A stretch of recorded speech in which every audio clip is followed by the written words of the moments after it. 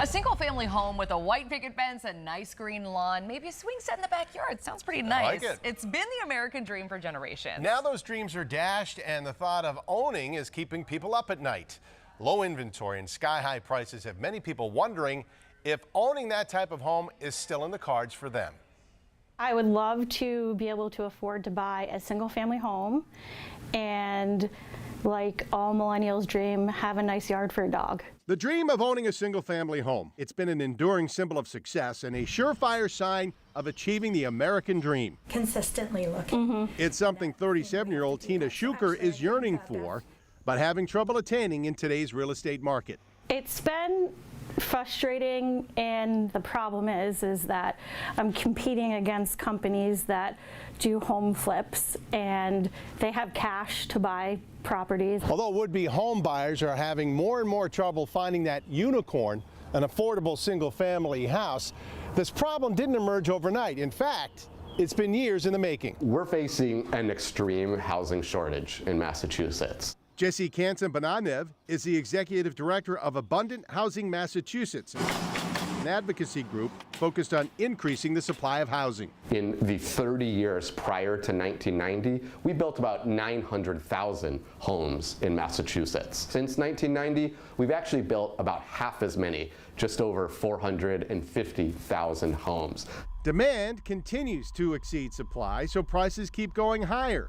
The median price of a single-family home in eastern Massachusetts was $930,000 in March, up from $900,000 a year ago. No one is doing enough to meet that demand, and it's starting to impact people of all walks of life in our state. We have very little land available for developers to buy to build big developments. So developers are left tearing down an old house and then replacing it with a bigger one. They have to build a bigger house to make the profit they're looking for.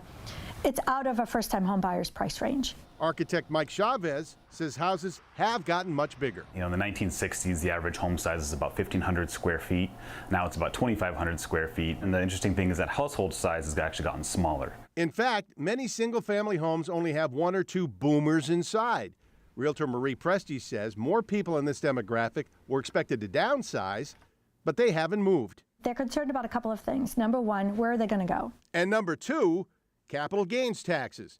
Many couples have seen an appreciation beyond $500,000 on their house, meaning they would owe the government money if they sold. They'd rather just stay put so they don't have to pay those taxes. The governor's office recently said the state needs 222,000 units of housing in the next 10 years. Kansan-Bananev believes it needs to be a mix of housing and that new approaches will be needed to meet that aggressive goal. The single-family home will always be here. What we're saying is that we need many different tools, and one strategy to address that is to say perhaps you can build 2 or 3 or 4 homes on a lot that was previously only allowed to have a single-family home on it. Changes like that take time and often face opposition. In the meantime, Tina Schuker is losing her optimism that owning a single-family home will ever be in her future. So it feels like something that I could easily afford just 5 years ago. I can't anymore.